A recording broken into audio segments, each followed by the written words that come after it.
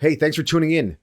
If you're watching this video on YouTube or one of my other social media channels, this is also going to be linked to a monthly newsletter I put out called Hello Neighbor.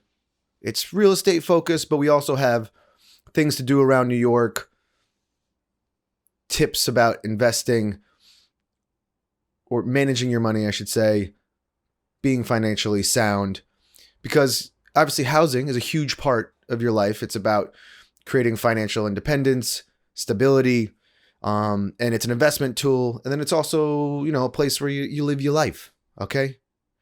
So it's November 1st. It's beautiful outside. It's a little windy. I was actually supposed to go fishing today, but it got canceled because of the nor'easter, 7-foot to 10-foot waves. If you're not into fishing, it's a good thing to get into once a year. You know why? Because New York City, you can actually catch massive fish. I'll probably pull up some pictures of fish that are being caught right now off of New York. You can go right off Staten Island and get monster striped bass. They have a migration right now from the north, like Canada, Maine, Massachusetts, Cape Cod, down the East Coast. Right now, they're running across New York and New Jersey. And for like $200, you can get on a charter boat, catch fish, and they fillet it for you. And then, it's sustainable eating. They're monsters. Monsters meaning huge. And there's a lot of meat. And if you're into fish or you know about fish, striped bass is actually a very expensive fish to buy. So, you go down there, get one of those freeze lock things. You got fish all year. Couldn't go this year. Not happy about it. It's okay. Maybe there'll still be time. It's getting cold though. So this week in the newsletter, we're going to talk about the marathon. The marathon is happening this week in New York. Online ads, stock market, obviously the real estate market, and a couple things about the affordable housing issue in New York, other cities, what governments are doing about it, and where's the fine line between the market and government to properly house people and make for good cities. And then lastly, we'll talk about things I like and things I don't like. Okay, so getting right in here. It's marathon weekend.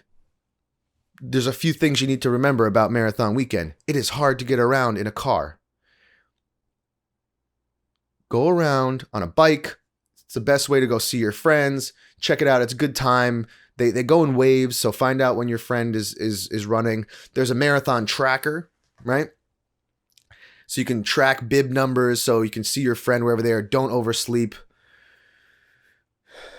They'll be upset.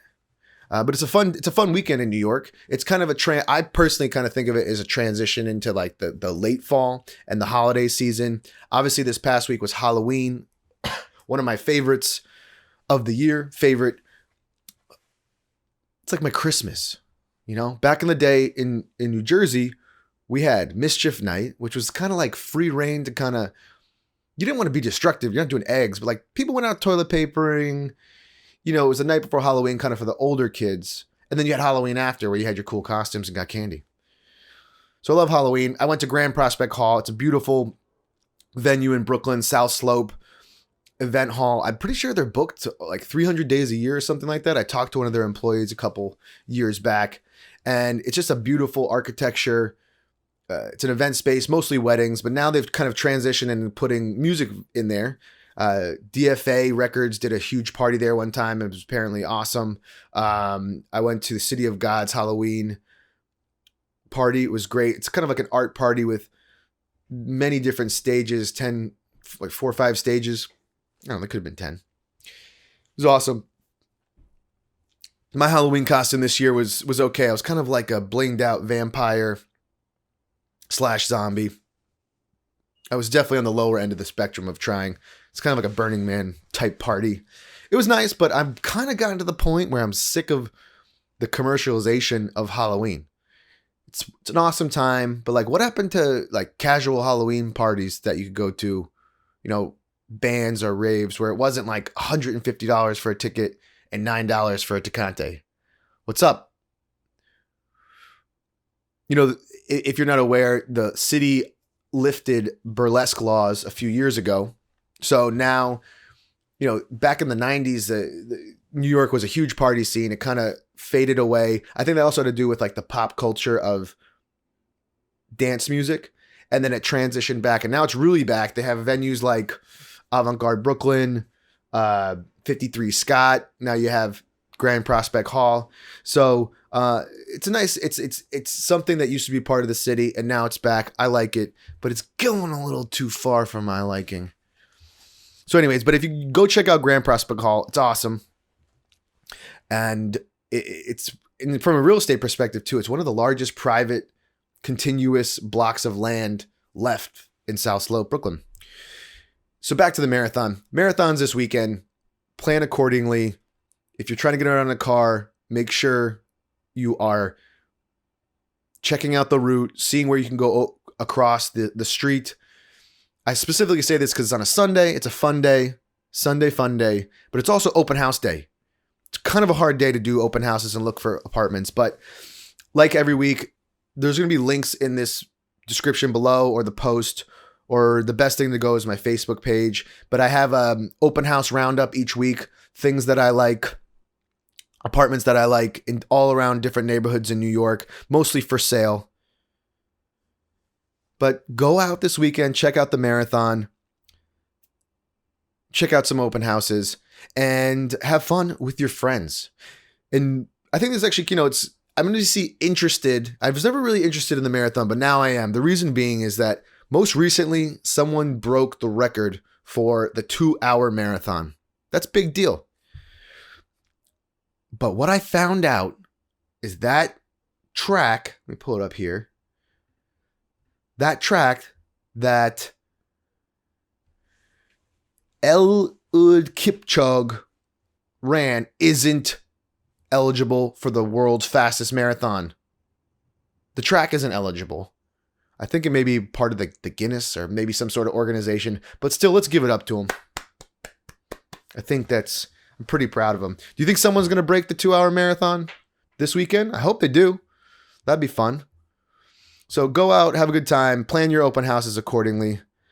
And while we're on that tip, talked about business stuff. If you're not aware, this is my real estate podcast video, buy, sell, rent in New York with Compass, Marcus Schott. If you're relocating to other city, we have agents there that can help you too. We have attorneys, lenders, home inspectors, contractors to help you out.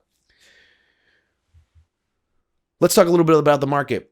If you're not aware, in New York and kind of all over the country, because I do follow like Denver, LA, New York mostly, sometimes Boston, Philadelphia, not really Chicago, San Francisco, but the market is a buyer's market, especially in New York right now. There's price cuts happening all the time, or more often than they used to. I think it's for two reasons. One, it's an election year. Some people just don't feel the confidence to buy an election year.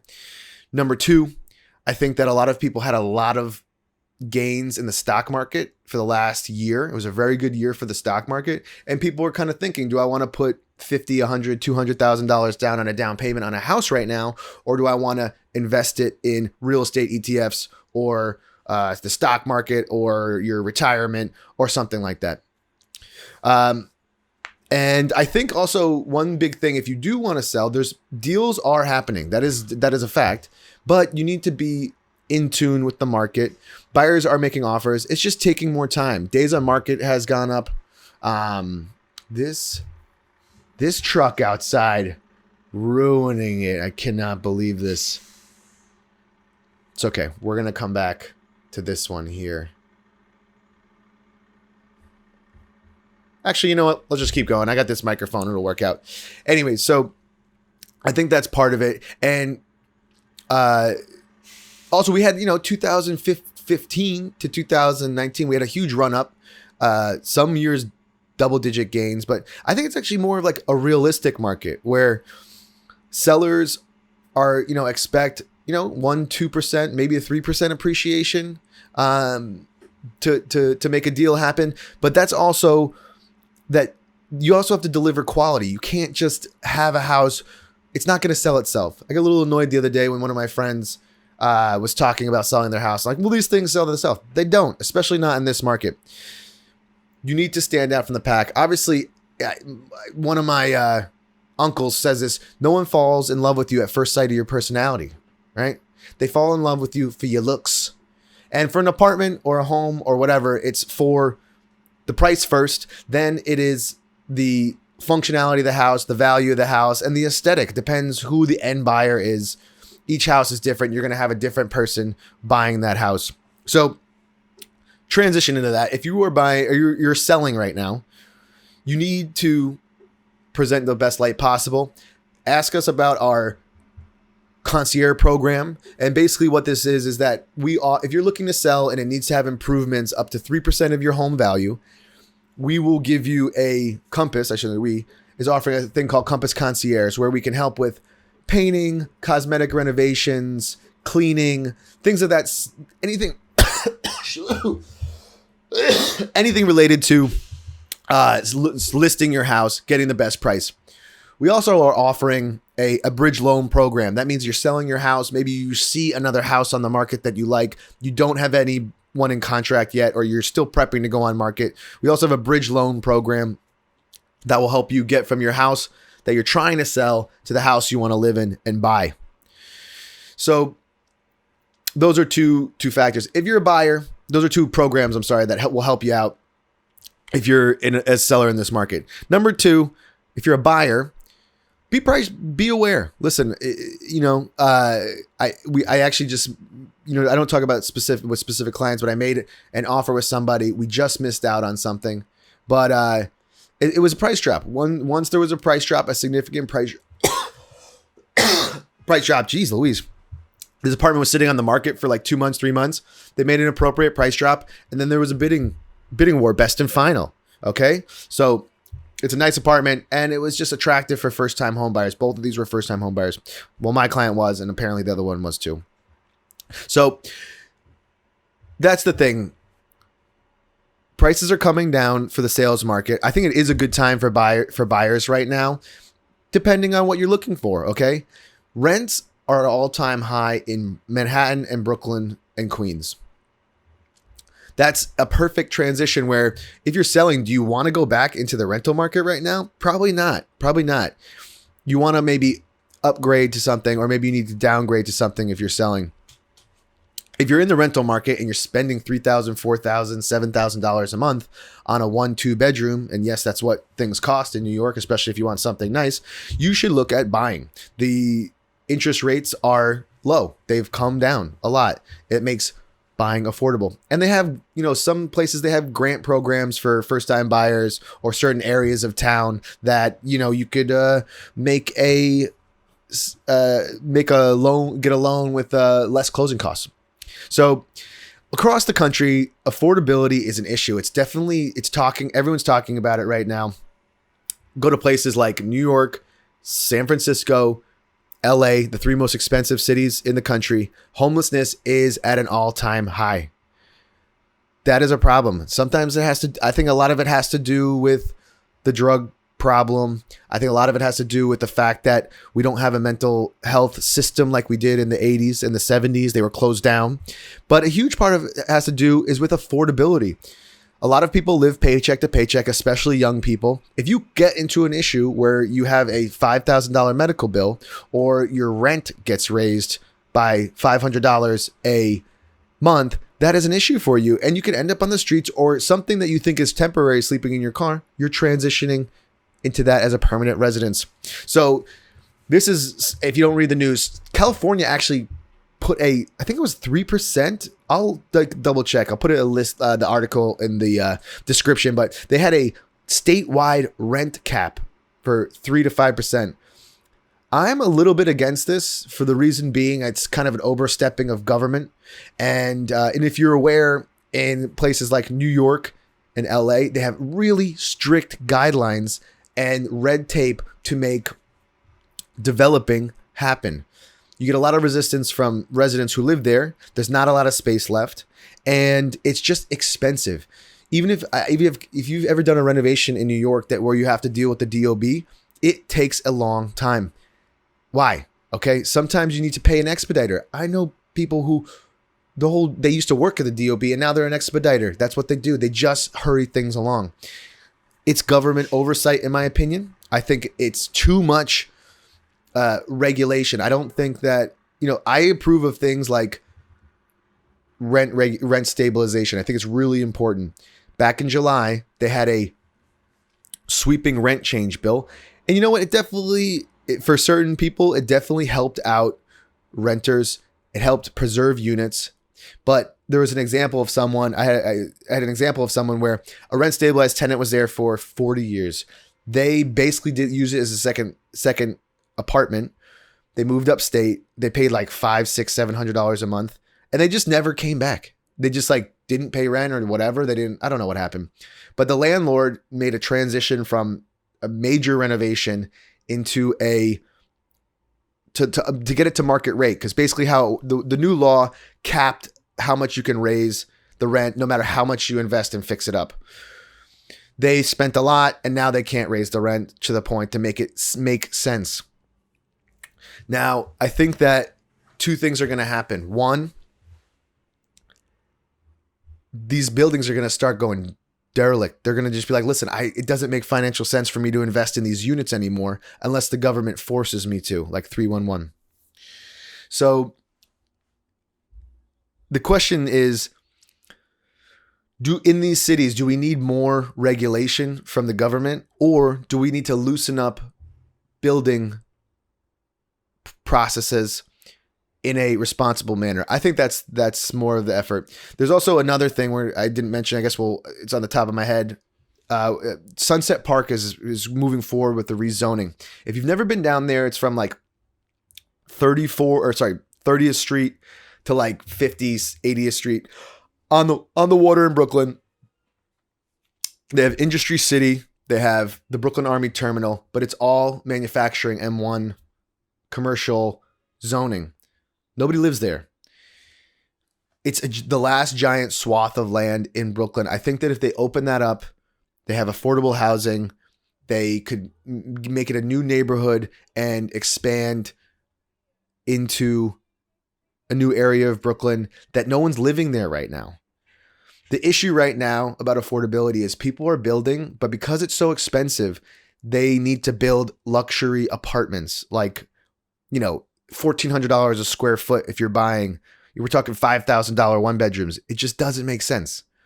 There's certain buildings though also is that they have a requirement to have locals who live there provide affordable housing.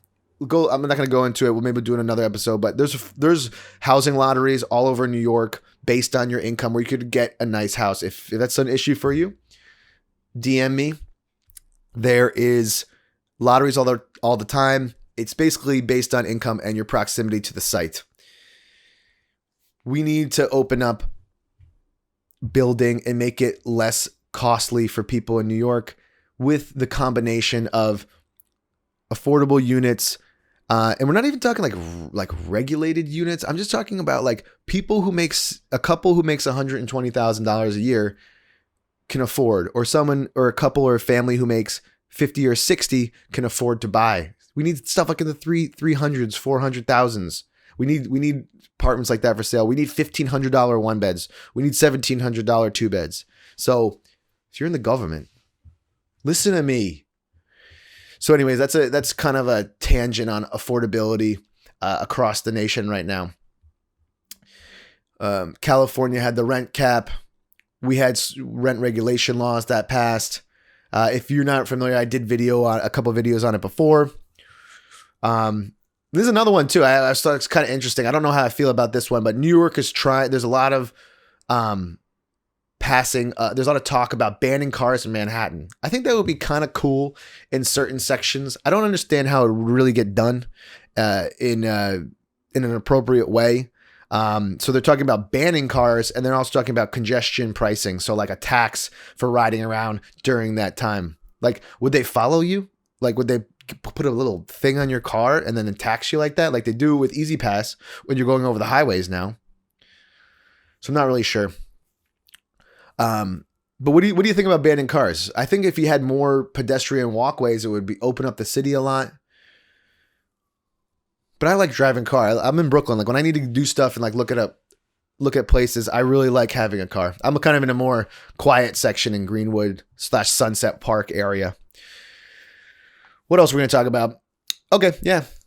Listen, list it or love it. If you're in a place right now where you might want to sell your house, but you're not going to get the number, reach out. Maybe reach out to me. Maybe you want to do like some interior designing and spruce it up. Maybe you can reconfigure the space.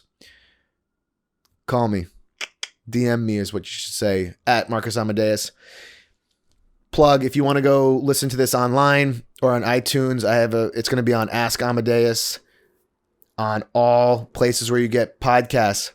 And also, if you want to support me, I had a tech background before I did real estate. I'm trying to in a media background. Go support my Amazon store. We're also going to donate half of all the profits from everything till the end of the year towards recovery for opioid addicts. A friend of mine runs a house, a sober living house down the Jersey Shore. So I'm going to donate for my end of year donation to that fund. Half of all the profits we get from any Amazon stuff you want to buy going into the holiday season, I will also donate. And then also let's talk about things I like. So a friend of mine, Ricky Roy or Ricardo Roy, he has an awesome gallery in Hoboken. They do pop-up shops in New York. I think they have one in Westfield, New Jersey, but he helped me out with some staging, which I really was appreciative for. In the newsletter, I'll have a link to some of his visuals, but go check him out. He's got amazing, like, it's almost like a screen print of a shirt, if you want to think about, but it's for a print for art. So they make 20 presses of this type of this art, and so like every piece is pretty much original. So check him out. He's got a couple pieces from Marathon in the past. If you like the Yankees, the Mets, you just like scenery of a cityscape. There's a bunch of those. So go check that out. And he has a couple of videos about doing what's it called? Canvas, not graffiti, a mural. So it's very cool. Go check that out. Another artist I like, I was traveling in Palm Springs. I went to Joshua Tree. I actually did a video about traveling to the last free place on earth. It's a town in the middle of the desert, no government. Basically, people can go there. And that's also why I talked about it too.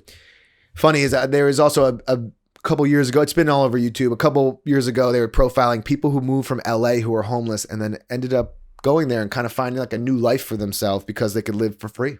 And it's all about the community. Like there's art exhibit there. There's open mics every week. A lot of people live there. You know, it's kind of like camping, but anyways, I was out there in Palm Springs, Joshua Tree, and I ran across this lady called Penelope Kerps, and she makes really awesome prints of birds, all types of birds of prey, owls. This one is of the female hooded oriole. Gorgeous. It's just gorgeous. Probably like the sound of the microphone. Hummingbird. Listen, if you want one of these, I'll send you one. They're cards for like occasions. Oh, look at this one. The Greater Roadrunner. I've actually never seen a Roadrunner except for in cartoons. You can't really see it. I have prints. These are cards, but they're really finely done. And it's kind of a cool way to support an artist and then also check out, support nature and just learn about different types of birds. That's fun. So this is a little last note. I think I skipped this one, but online ads are going to change a lot. Sometime, Facebook said they're not going to change any sort of ads in terms of political ads. Twitter is banning them entirely. But one thing I noticed about real estate, I like to talk about digital ads because I think it's a level makes the playing field level for small businesses to get clients. Facebook's changing all the real estate ads, so like there's going to be less specific targeting of real estate ads. So I just had a question: Do you think that we should be regulating ads like this? Like, Is it bad to target certain areas? Is it bad to target certain demographics? Is it kind of is it implying a narrative that happens with that? I don't know.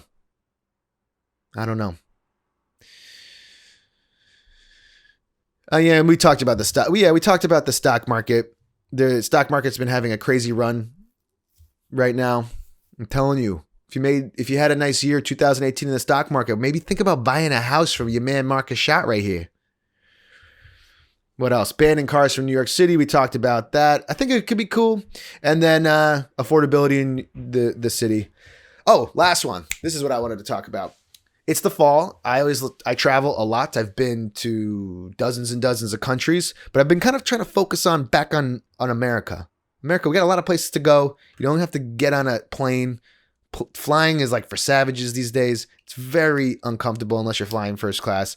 I've only done that once, and it was by accident because someone missed their flight. I got to fly all the way to Italy first class.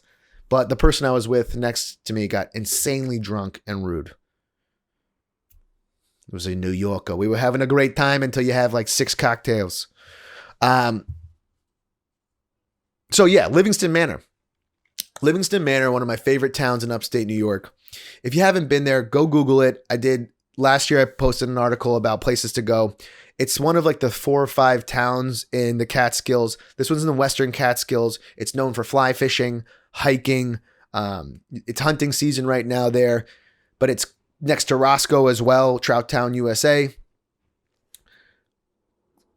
Condé Nast did a profile on it, blowing it up. If you go down there, it's gotten a little more swank. Lots of nice restaurants, or a couple nice restaurants. It's a Catskills town. There's not a ton of stuff to do. But there is a new brewery opening up there called Upward Brewing. Dana was really nice. We accidentally stumbled in before it was, we weren't drunk yet. Stumbled in before it was open, talked to him. He was one of the first brewers at Brooklyn Brewery. He's opening Upward Brewery.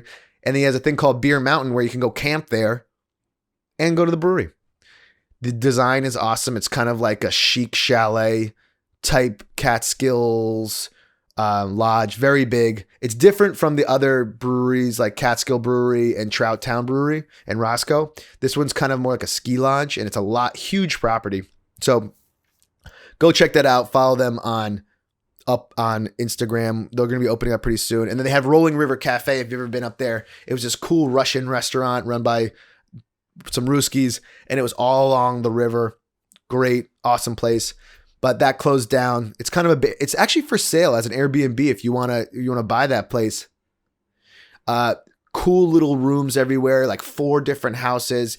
It's on 2 sides of the river, so it's a pretty nice place. It's for sale right now. You can go up and stay there pretty cheap on Airbnb as well. I think it's like $100 a night or like $70 a night. It's a little older, but anyways, it was Condé Nast Traveler profile Livingston Manor because it's it's a really affordable place, at least for now, to go for like $100 a night. You get a nice little Airbnb rental. You can stay at places like the Red Rose Motel. The owners of Escape Brooklyn bought that. I believe it was the owners, and they renovated it, and now it's like their little pet project. And I think there's like a $120, $150 a night, probably more, maybe a little bit less. But the Catskills is having a renaissance right now. Firefox Mountain House, cool place to go stay. Red Rose Motel, cool place to stay. I'm actually eyeing up a little house, waiting them out a little bit. And lots of breweries to go to. And then you can hike, lots of camping. And it's like easy hiking. It's not too bad. And then also a friend of mine I saw online too stayed at the Phoenicia Motel. That's for sale. So, I mean, listen, if you have a little pet project you're thinking about, you want to open up a cool hip Airbnb or hip B&B upstate, listen, man, it's a possibility. You know, the dream is out there. But a lot of nice food. Obviously, Woodstock's been known for a long time for a nice little getaway. But go check it out. You still got like maybe another week or 2 left before it's too cold. There's probably some leaves. It's definitely post-peak leaf peeping season, but go check it out. Hope you enjoyed it. This video is now done. Subscribe to my podcast. If you want to get up on my newsletter called Hello Neighbor, I'll get you on there. DM me, and this will all be in one link that you can subscribe. Thanks for tuning in. I appreciated it. Bye. I got a couple houses for sale. 811 Cortilia Road. We have rentals. There was 415 Argyle. There's a bunch of stuff. I'll include houses in there as well. All right. Have a good day. Bye.